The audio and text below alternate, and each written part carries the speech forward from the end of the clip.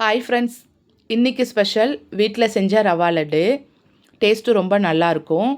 எப்படி செய்கிறதுன்னு பார்க்கலாம். பாத்திரத்தில் நெய் சேர்த்திக்கலாம். முந்திரி திராட்சை சேர்த்து நல்லா வறுத்துக்கணும்.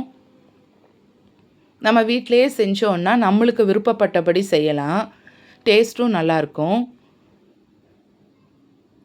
இது கூட ஒரு கப்பு வெள்ளை ரவை சேர்த்து நல்லா வறுத்துக்கலாம். 2-3 நிமிஷம் நல்லா வறுக்கணும்.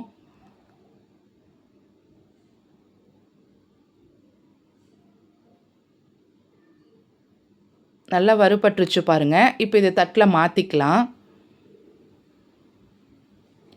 பாத்திரத்தில் 1 கப்பு தண்ணி சேர்த்திக்கலாம். 1 கப்பு ரவைக்கு 1/2 கப்பு சர்க்கரை சேர்த்திக்கணும். உங்களுக்கு ஸ்வீட் வேணும்னா இன்னும் கூட கொஞ்சம் சர்க்கரை சேர்த்திக்கோங்க. ஆனால் நான் சர்க்கரை கம்மியாக தான் சேர்த்திருக்கேன். சர்க்கரை பாகு நல்லா திக்காக வர வேண்டாம். ஒரு கம்பி பதம் வந்தால் போதும்.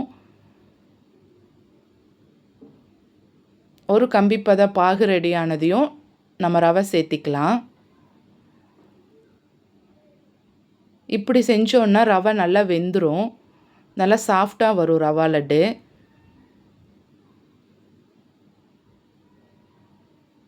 ஒரு ஸ்பூன் ஏலக்காய் பொடி சேர்த்திக்கலாம்.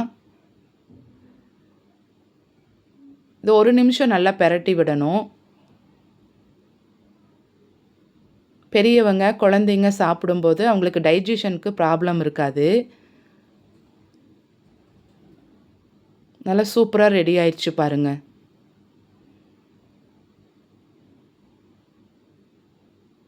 இப்போ இது தட்டில் மாற்றிக்கலாம்.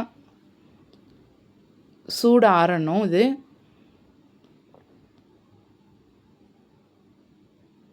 லைட்டாக சூடாக இருக்கும்போது லட்டு பிடிச்சிக்கலாம். கையில் நெய் தடவிக்கணும். நம்ம இப்படி செஞ்சோன்னா 1 வாரம் ஆனாலுமே கெடாமல் ரொம்ப சாஃப்டாக இருக்கும். ஒரு சிலர் பால் ஊற்றி ரவா லட்டு செய்வாங்க. தேங்காய் பூ போட்டு செய்வாங்க.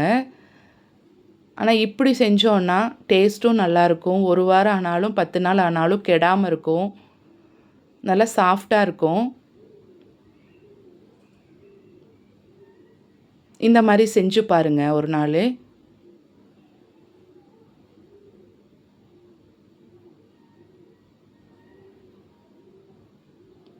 சூப்பராக ரவா லட்டு ரெடி ஆயிடுச்சு. இது பிடிச்சிருந்தால் லைக் பண்ணி ஷேர் பண்ணி சப்ஸ்கிரைப் பண்ணுங்கள்.